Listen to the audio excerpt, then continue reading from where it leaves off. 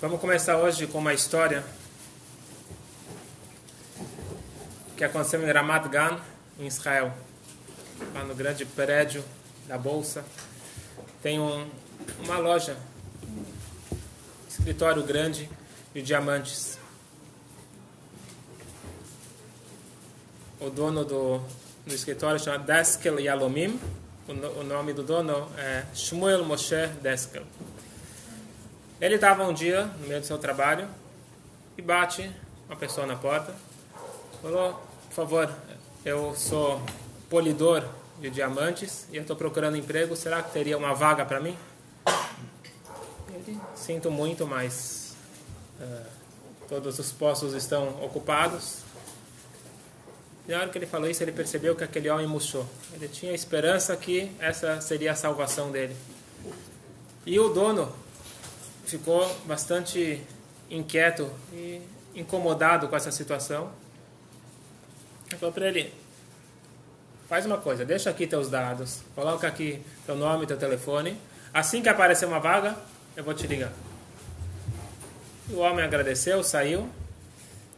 E ele tentou voltar a trabalhar, mas ele não conseguia. Aquilo ficou dentro dele. Como posso mandar um Yehudi embora assim, que está precisando de um trabalho?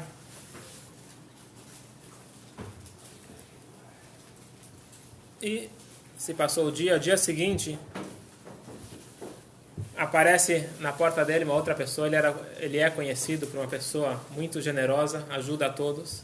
Então bateu um outro sujeito na porta dele e contou a sua história. Ele falou que ele precisava casar a filha, não tinha dinheiro, mas ele não estava pedindo tzedakah. Eu quero te vender, eu tenho aqui um diamante, ele está bruto ainda. Esse diamante vale $7.000, é exatamente o que eu preciso para casar a minha filha. Ele, que era um expert, estamos falando na época ainda onde não tinha os meios tecnológicos de você avaliar, então ele era conhecido como alguém que com o olho e com toda a experiência dele, ele sabia avaliar quanto valia o diamante. Ele avaliou, olhou o tamanho, o brilho, etc. Ele falou consigo mesmo: esse homem está dizendo que esse diamante vale $7.000, mas eu sei que não passa de $5.000. Vou falar para ele que eu vou pagar os 5 e vou dar 2.000 de tzedakah. Depois ele pensou um pouco melhor e falou: por que eu vou fazer isso? Porque eu vou fazer ele se sentir mal. Tá bom, tá aqui, realmente vale $7.000, está aqui os $7.000, e pagou para ele, e o homem saiu feliz do escritório. Naquele instante, Rav Shmuel, ele ficou muito feliz, falou: pega o telefone daquele homem que se apresentou ontem aqui no escritório, liga para ele e fala que ele tem um serviço para ele vir para cá. Então o homem rapidamente apareceu lá. Ele falou: olha aqui, ontem eu não tinha trabalho para você, mas hoje já apareceu.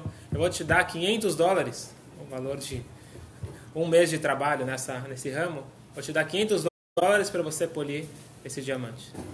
Ele ficou muito feliz. Ele fez realmente um belo trabalho. Poliu bonitinho, fez perfeito. Trouxe o diamante para o Rav Shmuel olhar, e ele olhou, agora que estava bonito, brilhando, ele viu que ele tinha se enganado. Falou: essa pedra vale no mínimo $12.000.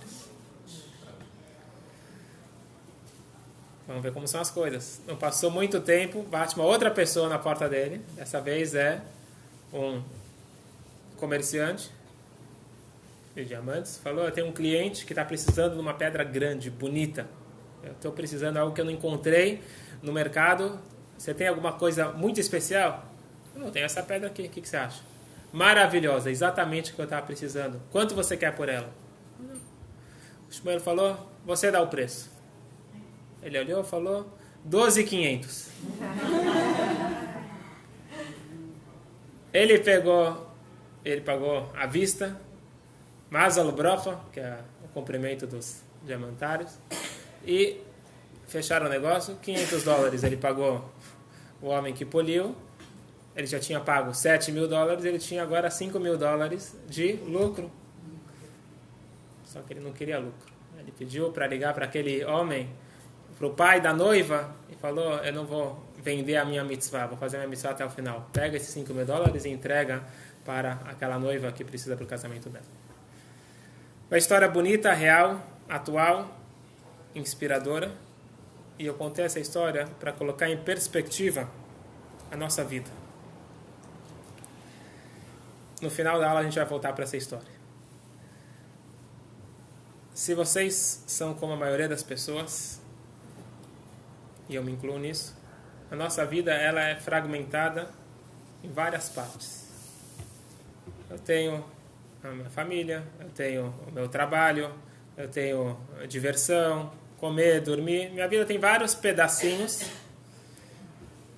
e normalmente não tem algo que une todos esses pedacinhos. São atividades diferentes, todas necessárias ou nem todas necessárias, mas são coisas distintas que eu faço durante o dia e durante a semana, o mês, os anos, aquilo vai se acumulando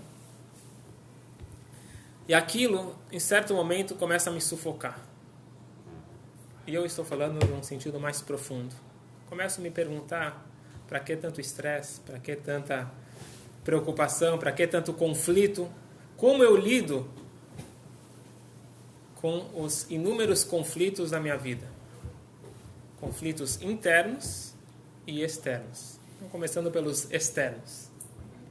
Não tem como não ter conflito, seja no trabalho, seja em casa, seja na vida. Sempre vai ter alguém que pensa diferente do que eu. Não sou eu que penso diferente dos outros, eles que pensam diferente de mim. Então, vai ter os conflitos e eu tenho que lidar com esses conflitos. Como que eu lido com conflitos? Vamos pegar um exemplo. Exemplo clássico. Trabalho versus família. Como tomar as decisões certas, como lidar com esse conflito, que em dado momento vai aparecer algum conflito. Então, eu quero analisar com você três formas de lidar com conflitos. Então, eu tenho uma necessidade ou uma exigência de precisar trabalhar mais. Só que para eu trabalhar mais, vou chegar mais tarde em casa, então eu não vou dar a devida atenção para a família. Ou nem só para a família, até para mim mesmo. Eu não vou ter o meu tempo que eu preciso para mim. Como que eu devo optar? Então, o primeiro approach é o seguinte. Tudo é importante para mim, então eu vou chegar no meio termo. Um dia eu vou trabalhar até mais tarde, outro dia eu vou chegar mais cedo em casa. Eu tento chegar no meio termo, divido minha semana, divido meus dias e, com isso, eu tento agradar a todos, chegando num caminho conciliador. Segunda opção. Eu sou uma pessoa um pouco mais objetiva e eu coloco no papel o que é mais importante para a minha vida. Para um vai ser a carreira, para outro vai ser a família. Ele vai escolher o que é mais importante para ele e ele vai abrir mão do segundo mais importante. Ele escolhe um entre dois. Essa é a segunda forma de você lidar. Qual que é a terceira forma de lidar com isso? A terceira forma de lidar é a seguinte.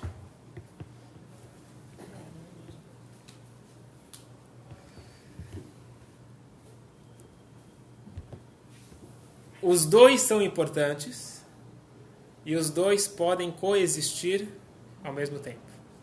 A teoria é muito bonita, né? Vamos colocar isso aqui na prática. Então, a gente tem que aprofundar um pouquinho. Imagine uma luz que ela passe por um prisma. E de repente você vê as cores do arco-íris. Então, um está vendo o verde, o outro está vendo o azul. De repente você está vendo cores diferentes. Em que momento você consegue parar de ver cores diferentes? Quando você volta para a origem. Quando você volta na origem, você vê que é uma cor única. Enquanto a nossa vida for fragmentada, eu trabalho é uma faceta da minha vida, minha família é uma outra faceta da minha vida, meus hobbies é outra faceta. Eu não sou uma pessoa única, eu sou uma pessoa fragmentada, então eu vou ter conflitos. Eu vou ter que, em dado momento, escolher um ou escolher outro, vou me sentir mal que eu escolhi esse, vou ficar culpado, e assim por diante. A solução, ninguém falou que é fácil, mas qual que é o caminho ideal para um equilíbrio interno e externo, conseguir voltar para a origem de tudo. Qual que é a origem? A origem tem que ser qual que é a minha motivação. Por que eu faço as coisas? Eu não posso simplesmente falar que eu trabalho porque tenho que trabalhar, eu cuido de casa porque tenho que cuidar, tem que ter uma motivação. Qual que é meu sentido de vida? Exemplo, voltando para o trabalho. Se eu trabalho com a noção correta, que é eu trabalho para conseguir sustentar minha família, então no final das contas, trabalho e família é a mesma coisa. Eu trabalho para sustentar minha família, eu fico com minha família para ficar com minha família. Os dois vão convergir. E aí naquele momento eu tenho que perguntar o seguinte: o que vai beneficiar mais a minha família? Eu trabalhar mais ou eu abrir mão do trabalho e ficar com eles? Então a pergunta não é trabalho ou família, a pergunta é família ou família. A pergunta é o que é mais importante para a minha família nesse momento? Então seria dar um passo para trás, conseguir ver o que move o ser humano, o que me move, quais são meus valores, quais são meus princípios. E eu não posso ter inúmeros valores, eu posso ter inúmeras atividades, mas eu tenho que ter um valor na vida. Uma empresa que ela tem todos os tipos de objetivos, ela não vai para lugar nenhum. Ela tem que ter um mission statement, tem que ter uma missão da empresa, tem que saber onde ela quer chegar. Na vida, eu tenho que saber onde eu quero chegar. E as várias partes da minha vida, elas têm que ser partes de um todo. Tá claro até aqui?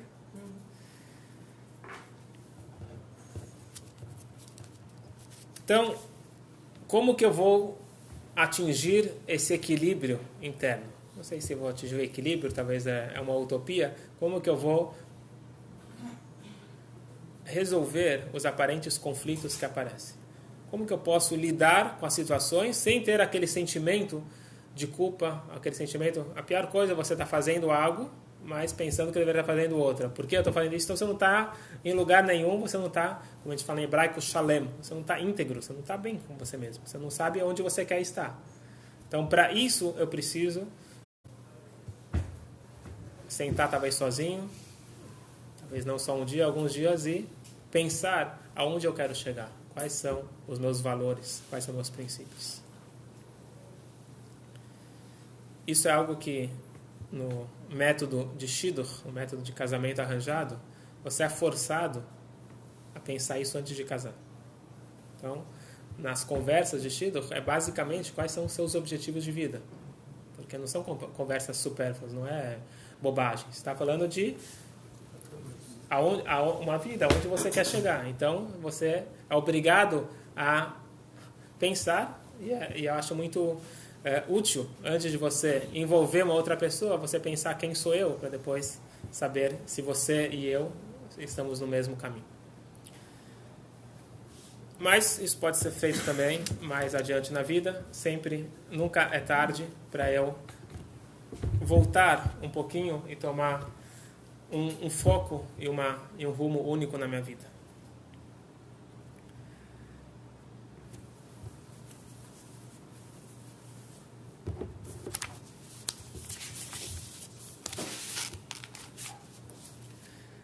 E de certa forma, uma vez uma pessoa que perguntou para um rabino, ele falou: por que os ortodoxos eles conseguem ter essa paz de espírito? O rabino falou: vou te contar um segredo. Não acha que nenhum deles tem paz de espírito? Pode ser que tenham mais valores definidos. Isso daqui ajuda você a ter um caminho na vida. Mas esse conflito interno, todos temos. E a boa notícia é a seguinte: ele vai sempre existir. Eu não tenho como acabar com esse conflito. Por quê? Porque o meu conflito é muito maior do que casa e trabalho. O meu conflito é entre alma e corpo. Ou como a gente já colocou, entre a alma divina e a alma animal. E nenhuma das duas abre mão, como nós explicamos. Nenhuma das duas quer coexistência. Não existe coexistência. Existe só eu ou só você. E cada uma quer ser a dominante. Então, vamos chamar assim, minha identidade, ela está perdida entre as duas. Então, meu corpo me puxa para os prazeres imediatos, Minha alma diz que isso daqui é bobagem, que eu tenho que focar em uma vida mais altruísta, mais elevada. Em um momento eu acho que eu me espiritualizei, em outro momento eu acho que eu abri mão, e eu vivo de momentos, e esse conflito é constante e eterno. Porém, o judaísmo, ele nos dá um caminho. É isso que nós vamos falar hoje. Qual que é o caminho para o equilíbrio? Eu não vou conseguir acabar com os conflitos, mas eu vou conseguir ter um domínio da situação. Algo que está muito na moda hoje em dia, que o Tânia já fala há muitos séculos, inteligência emocional. Mente controla coração. Então, a base, a chave do Tânia e a chave do homem ideal, que nós estamos falando sobre o Benoni é aquela pessoa que conseguiu assumir controle da sua vida. Ele deixou de ser vítima da situação, ele é dono da situação. Isso é o que nós chamamos de maturidade. Alguém aqui pega um prato de comida e joga no chão? Não. Mas quando bebê, tenho certeza que vocês fizeram alguma vez. Todos nós fizemos com o bebê. Você culpa o bebê por ele ter feito isso? Não, porque ele é imaturo. Agora, alguém que, adulto, pegar e joga comida no chão, então tem que analisar que tem algum problema. Mas um bebê não tem nada de problemático nisso. Ele é imaturo. Alguém que é dominado pelas emoções, ele é imaturo. Então, uma criança, ela chora por uma besteirinha. Quebrou o lápis, ela vai chorar. Então, um adulto, ele sabe que tem coisas mais importantes. E quanto mais eu tenho, a gente fala, Rosh Gadol, cabeça grande, mente expandida, então eu consigo lidar melhor com as situações. Então, o Benoni é aquele que ele se conscientizou da importância de tomar rédea da sua vida. Quando a gente fala sobre entender algo, então se pergunta para alguém, você entendeu? Vai falar assim, entendi. Nem sempre quando a gente fala que a gente entendeu. Então vai o paciente ele vai lá no médico, e o médico explica para ele quais são os perigos de fumar. Você entendeu? Entendi. Ele sai de lá, ou lá mesmo, não, lá dentro. Então ele entendeu ou não entendeu? Não. Ele entendeu, mas não absorveu. Então, a gente falou que faltou o dat. Aí isso significa, a gente tem duas etapas. Uma é entender, outra é absorver. Tomar a decisão firme. Eu tenho que entender é mais fácil. Agora eu tenho que tomar a decisão que eu quero isso para minha vida. O Benoni é aquele que entendeu que tudo que é nocivo para a alma é igual um veneno, igual que é nocivo para o corpo. Então, o veneno eu não vou tomar de jeito nenhum. Então, pode ser que eu vi lá uma comida, eu estou com muita vontade de comer, de repente alguém fala, essa comida está contaminada. Eu não como. Mas como? Você está com tanta vontade de comer? Não. A minha cabeça é madura o suficiente para entender que uma comida contaminada, por mais atraente que seja, eu não vou comer. O Benoni é aquele que entendeu que tudo que vai me desconectar da minha essência é um veneno. Então, eu não vou, de jeito nenhum, fazer isso. Então, por isso que o Tânia ele fala sobre o homem ideal, não aquele homem perfeito. Ele tem os conflitos internos. E ele tem chances de ter recaídas, porque ele não se livrou desses impulsos. É normal. O ser humano normal, fora o tzadik, que o tzadik não é normal. O tzadik ele é um super-homem. Ele não é um homem normal. O homem comum, o homem comum ele tem tentações. O homem comum ele tem os impulsos negativos, mas ele se controla.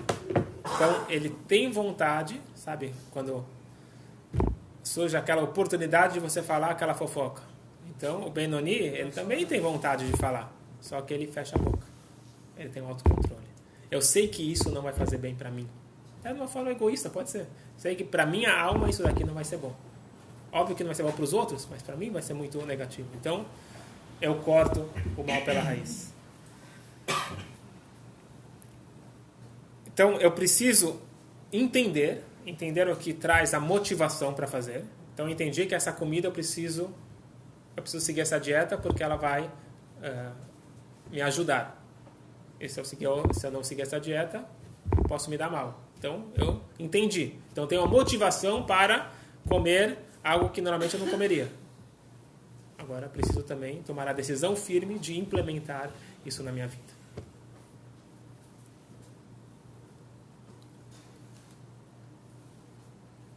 Agora, vamos um passo a mais. O Alter Rebbe diz que o Benoni, não só que ele se controla, ele vai contra o seu instinto. Ele traz um exemplo bastante forte.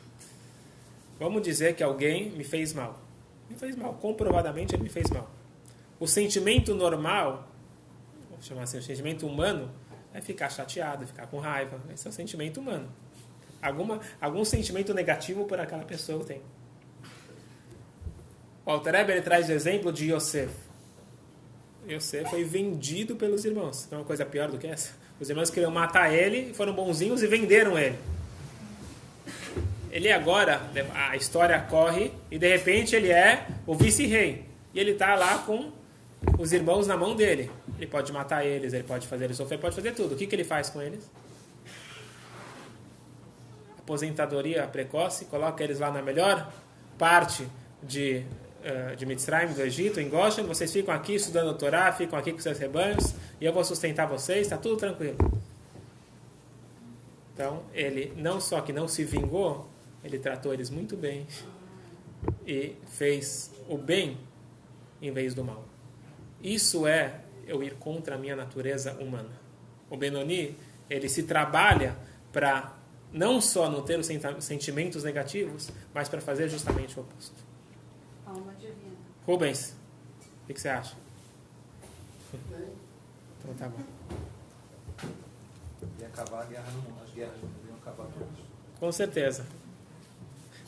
Se todo mundo fosse Benoni, estava resolvido o mundo. Fala. Mas o instinto. O instinto Sim. pode ser positivo também. O instinto o quê? Pode ser positivo também. Ou nesse sentido você está colocando ele.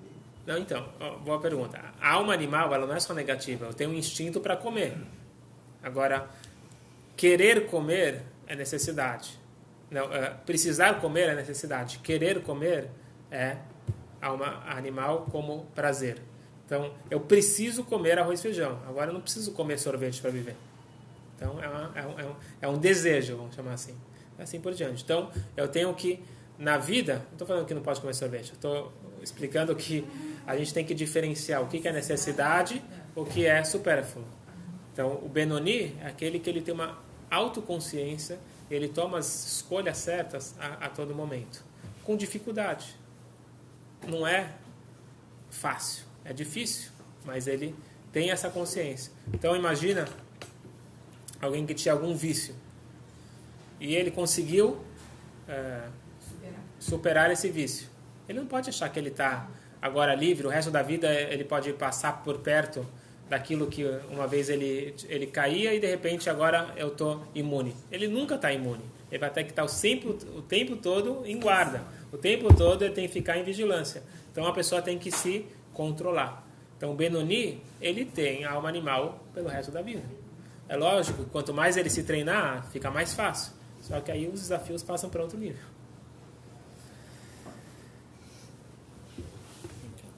E no Antigo Testamento não tinha olho por olho, dente por dente? Olho por olho, dente por dente, significa que você tem que pagar o olho. Você tem que pagar o dente. Certo? Quando você prejudicou, então a versão não judaica, aí que está o problema, que é você pegar a Torá no literal. O literal da Torá é a tradição que veio desde Moshe no Sinai. Então, olho por olho, dente por dente, quer dizer que se alguém furou teu olho, ele tem que pagar, te indenizar, não é para você furar o olho dele. Olho por olho é o valor do olho. Certo? Então, isso aqui não é interpretação. Isso é a explicação correta dessa frase que Deus deu para Moshe e foi passada pela tradição. Então não existe vingança. Vingança não existe. Então a gente fala do Benoni, parece que é aquele homem que está na sinagoga o dia inteiro, ele não faz nada, quer dizer, não faz nada no sentido que ele não tem contato com as pessoas, com o mundo externo, então por isso ele está imune. Errado. Não é esse o Benoni que o Tânia fala. Benoni é uma pessoa que trabalha, uma pessoa que interage com os outros. Só que ele tem, como todos nós temos e podemos ter, são as ilhas no tempo. Exemplo. Antes de começar o seu dia, pode ser que ele vai trabalhar 16 horas por dia, mas antes de começar o seu dia, ele vai falar o Modéani. Nós vamos falar o Modéani. Na hora que a gente fala o Modéani, ele já começa o dia agradecendo em vez de pedindo. E quando você é grato, você é feliz. E você reconhece que Hashem é o soberano. Então, minha vida tem um sentido. Eu estou aqui numa missão. Deus acredita em mim.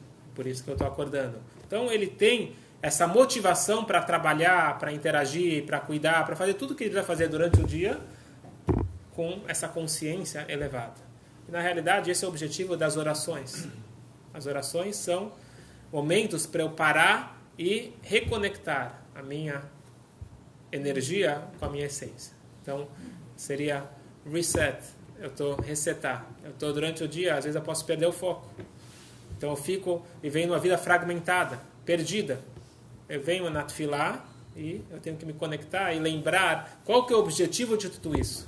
Eu estou aqui nesse mundo numa missão. E parte da missão é a família, o trabalho, cuidar das outras pessoas. Tudo faz parte de algo muito maior. Então não tem conflitos. São todas partes de um todo.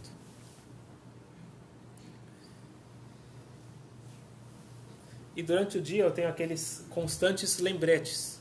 Então eu estou chegando em casa estressado, eu coloco a mão na mezuzá. Isso tem que fazer eu parar e pensar. Eu estou entrando num lugar sagrado. Estou entrando num dos objetivos da minha vida, que é uma família com harmonia. Então não vou entrar e trazer problemas para casa. Eu vou beijar a mezuzá e deixar os problemas do lado de fora.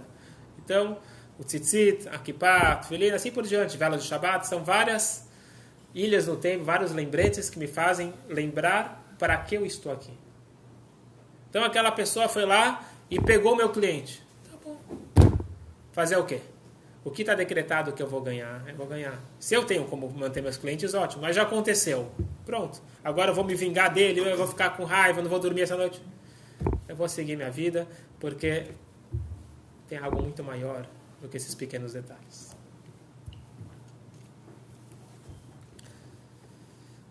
Tem o rei Salomão, ele fala uma frase: Raiti sheyesh yitaron lachokhma min hasichlut keitaron aor min achoshech. Eu cheguei à conclusão, diz o rei Salomão, mais sábio de todos os homens, que tem uma vantagem na sabedoria sobre a ignorância, que nem a vantagem da luz sobre a escuridão. Fala sério, você precisa ser tão sábio assim para saber que é melhor a inteligência do que a ignorância, que a luz. Então, nós temos que prestar atenção nas palavras. Eu, na verdade, já traduzi a vantagem da luz sobre a escuridão. Mas não é isso que é escrito no hebraico. Está escrito Or min achoshech, a luz da escuridão. Transformar a escuridão em luz, isso daqui é muito nobre. Transformar ignorância em sabedoria, isso é muito nobre. Você pegar um bom aluno e dar aula, qualquer um sabe fazer isso. Agora, pegar um aluno, não falaria mal, desafiador, e colocar ele na linha, este sim é um bom professor. A Or min achoshech, a luz que vem da escuridão. Então, na nossa vida, nós temos muita escuridão. Primeiro, escuridão interna, porque minha alma animal ela é muito mais forte que minha alma divina. É um animal. Um touro é muito mais forte que um homem. Então, as minhas emoções, analisa uma criança, vai ver que as emoções são fortes. Então, o adulto, na verdade, ele é a mesmas emoções que uma criança. Só que o adulto ele aprende a filtrar. Mas por dentro, ele também tem as emoções tão fortes. Só que ele aprende que o intelecto ele pode enfraquecer um pouco essas emoções. Mas o fato é que as emoções são mais fortes que o meu intelecto. E por isso, muitas vezes, eu acabo sendo dominado pelas minhas emoções. Quem consegue não ter sentimento de raiva, de tristeza, de depressão, de culpa, etc. Tudo isso daqui significa que a minha emoção foi mais forte que minha lógica.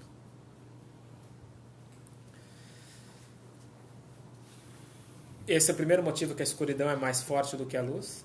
E, segundo motivo, que no mundo, a gente vê que as tentações, elas são muito mais evidentes. E as coisas boas estão na literatura. Que nem falou o Rabbi Levi Barditchev, a gente já comentou aqui que ele sempre estava defendendo o povo judeu. Ele tinha uma conversa, um diálogo direto com Deus. Falou: Deus, o que você quer do seu povo? O que você quer da gente? Você coloca na frente todos os prazeres mundanos. E sobre as coisas boas, o paraíso, etc., você coloca nos livros. Faz o seguinte: coloca os prazeres nos livros e coloca o paraíso aqui na nossa frente. Você vai ver que vai ser diferente. Então, é difícil. No mundo, o primeiro impulso é eu seguir meu instinto. O Benoni, o sábio, é aquele que ele conseguiu fazer da ignorância sabedoria, da escuridão luz. Mas ele não luta com a escuridão enfrentando ela de frente. Exemplo. Eu estou com raiva. Eu estou com tristeza. Eu estou com qualquer sentimento negativo. Então, eu fico me perguntando por que eu tenho isso, eu fico me culpando porque eu tenho isso, eu fico o dia inteiro pensando como me livrar disso, no final das contas, eu estou dentro de uma areia movediça, porque eu estou me afundando cada vez mais. Diz a Hassidut: para de falar sobre o seu problema. Ignora. Essa é Hadat, essa quer dizer ignora. Não existe. Como não existe? Ele é muito real? Não, ele não existe. Foca em outra coisa. Por quê? Porque se você ficar batendo na escuridão, ela nos aparece. Agora, se você acender um fósforo no quarto escuro, de repente você tem um pouco de luz, e um pouco de luz dissipa muita escuridão. Na nossa vida, em vez de eu ficar pensando por quê, e eu fico me questionando, foca em uma coisa positiva. Exemplo, eu estou triste. Então, em vez de perguntar por que está triste, sai de casa, vai visitar um doente, vai visitar alguém que está precisando da ação. De repente, você vai trazer alegria para o outro e você vai trazer alegria para si mesmo, porque você vai ter um sentido de vida. Então, o bem, a mitzvah, ela traz uma outra mitzvah. Uma haverá, uma falha traz outra falha. Então, é uma corrente positiva ou negativa. Então, eu tenho que cortar essa corrente negativa e penetrar e mergulhar de cabeça no positivo.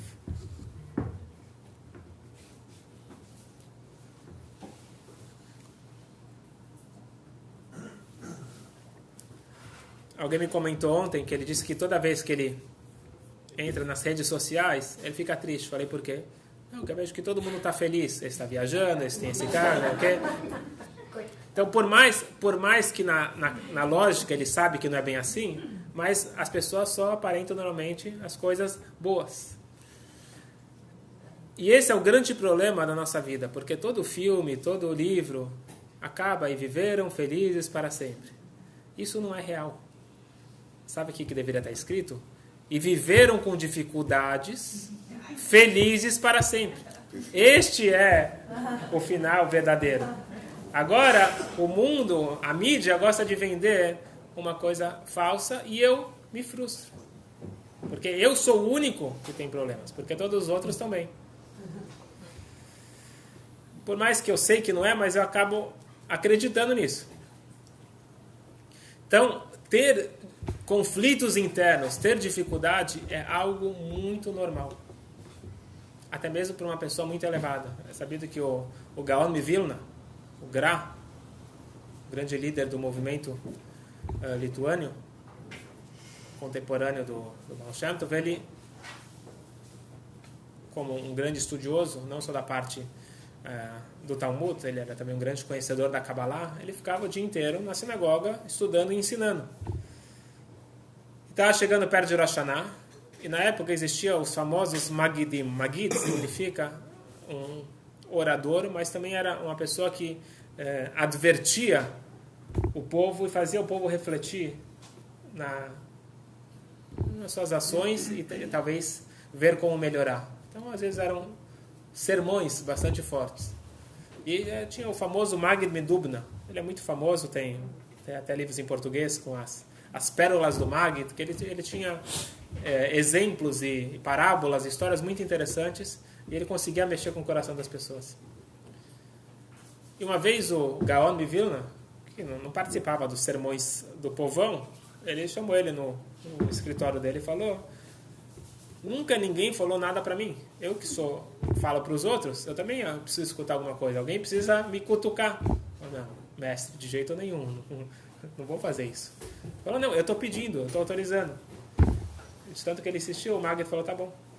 Ele disse: Rabino, o senhor é muito elevado, o senhor é um grande estudioso, mas o senhor está o dia inteiro dentro dessas 4 paredes. Você não conhece o mundo lá fora. Quem garante que se você estivesse lá no mundo afora, você teria essa mesma espiritualidade? E é dito que ele agradeceu e falou: realmente, isso me faz refletir. E não é tão fácil lidar com os desafios. Não quer dizer que nós devemos viver num extremo ou no outro extremo. Então nós não devemos nos afastar do mundo, não é esse o caminho, porque se fosse assim, nós seríamos anjos. Uma vez tinha um tzadik chamado Moshe Guvrin, ele tinha uma música, não sei exatamente qual era a melodia, mas ele falava assim: anjo, anjo.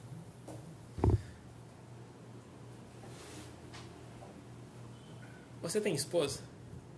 Você tem filhos? Você tem que correr atrás da parnassá? Você tem preocupações? Por isso você é um anjo. Se você tivesse que dar atenção para sua esposa, cuidar dos seus filhos, trazer parnassá para casa, lidar com trânsito, multas, etc., será que você seria um anjo? Então, ser um anjo é fácil. Nós não somos anjos.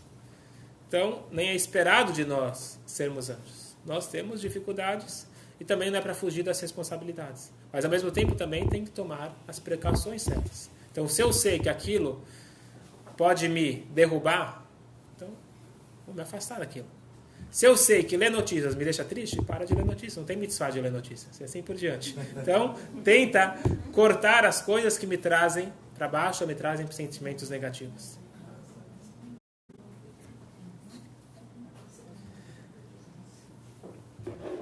A pergunta é a seguinte: será que vale a pena essa luta? Vale a pena? Será que vale a pena essa luta se no final das contas eu não vou conseguir vencer? Vale a pena? Porque essa palavra vale esse tempo. Talvez tá bom, eu vou usar outra palavra. Existe um conceito que é chamado emet. Emet quer dizer verdade. Alguém sabe aqui quer dizer a definição correta de verdade? Alguém aqui se considera uma pessoa verdadeira? Silêncio. Eu vou definir para vocês o que quer dizer verdade. Verdade em hebraico é emet. Emet é Aleph, Mem e Tav. A primeira letra, a letra do meio e a última letra. Verdade significa que tem começo, meio e fim. Verdade significa que você não muda seu discurso dependente do ambiente, dependente da pessoa, dependente do tempo. Você é a mesma pessoa e eu tenho o mesmo discurso com todos, todo o tempo e todo lugar. Alguém aqui é verdadeiro? Então, emet, uma pessoa verdadeira, é aquela pessoa que não tem mudanças. Só que essa é a verdade do tzadik. O Rebbe, com certeza, atingiu essa verdade. Agora, para o Benoni, não existe essa verdade. Porque nós temos os conflitos, nós temos os altos e baixos, nós não temos esse nível. E os outros também, né? Hã? E os outros também, para quem você vai dizer as suas verdades, Exatamente. tem um conflito. Perfeito, perfeito. Mas aqui vem a grande novidade do Tânia. Ele diz o seguinte: por mais que realmente verdade absoluta é só Deus, é imutável, ou alguém que está totalmente anulado a Deus, um tzadik, mas existe a verdade de cada um. O que significa a verdade de cada um? Toma cuidado com essa frase. A verdade de cada um quer dizer o meu máximo. O meu máximo. No mundo acadêmico, o que é medido é uma nota. Então, aquele que tirou 100 é melhor do que aquele que tirou 90. Só que aquele que tirou 100 tem memória fotográfica, aquele que tirou 90 passou anos para conseguir chegar naqueles 90. Então, Hashem mede o esforço. E Hashem recompensa pelo meu máximo. E não compara com nenhuma outra pessoa. Então, vale a pena? Sim, vale a pena. Porque o objetivo não é eu superar e vencer e acabar com a alma animal. O objetivo é conseguir o meu máximo dominar a minha alma animal. Tem uma história interessante do Dr. Green, uma pessoa que era bastante afastada, americano, um cientista, bastante afastado, e toda uma história como ele se aproximou do judaísmo, correspondência com o Rebbe, no primeiro momento correspondências científicas, até que ele começou a se aproximar do judaísmo, começou a colocar tefilin, começou a se esforçar para comer kasher. Ele conta que uma vez ele pegou um voo, encomendou kosher meal, só que, como acontece às vezes, não veio. E aí atrasou também, aí ele parou numa escala e atrasou, e ele estava morrendo de fome. O que eu faço? Ele viu na frente dele, tinha lá hot dog. Ele procurou o Oyu e não achou. E aí, o que eu faço? Bom, quando estiver em casa eu vou comer kasher, já não comi tantos anos, o que vai fazer diferença? Estou com fome. Foi lá e comprou. Na hora dele enfiar na boca, não. Eu já comecei a comer kasher, agora eu vou quebrar o ciclo. Mas eu estou com fome. E ele ficou nessa luta, vai, não vai, até que ele decidiu, pegou e não comeu. E ele tinha uma correspondência próxima com o Rebbe, e ele escreveu para o Rebbe esse dilema que ele passou. O Rebbe falou o seguinte: saiba que neste momento começou a sua relação com Deus. Até então, não era certo que você estava se relacionando com Deus. Você estava tentando, estava vendo. Agora, quando teve um teste, você passou no teste, foi muito difícil, mas você conseguiu superar, então você começou agora um relacionamento sério. Você agora, nesse nível, é um Benoni. O Benoni, ele se conscientizou e por mais difícil que seja, ele vai tomar a decisão.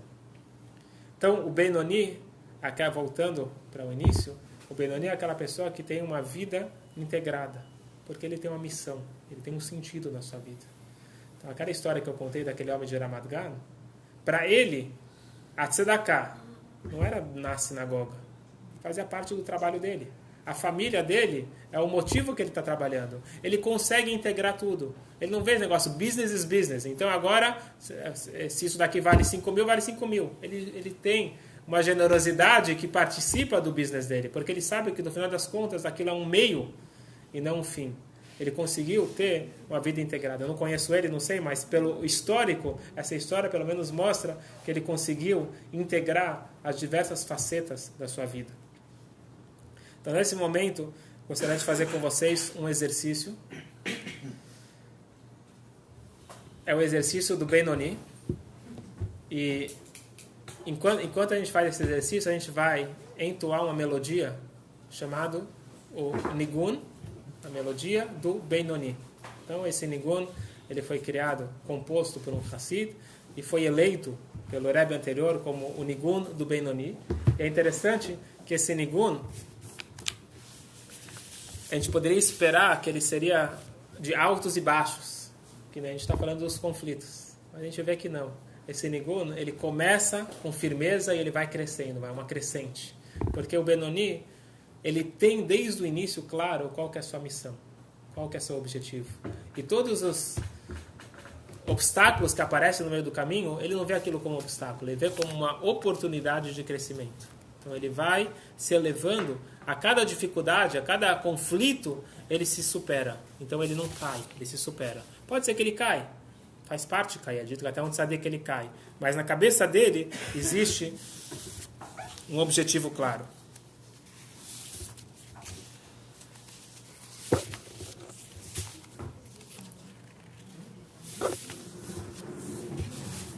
Então, de certa forma, eu vou ler para vocês, o exercício, explicar e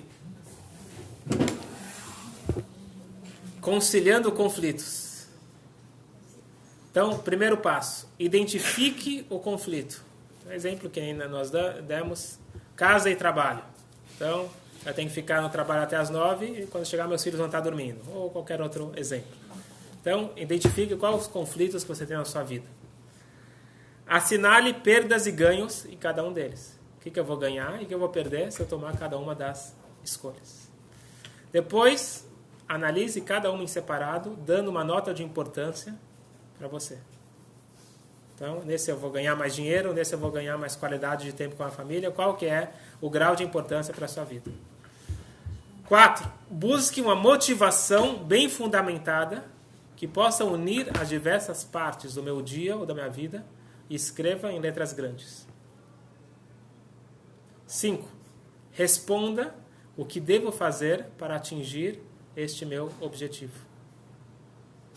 E 6. Busque uma solução conciliadora onde você é capaz de apreciar as diferentes facetas da vida e reavaliar aonde investir a sua energia.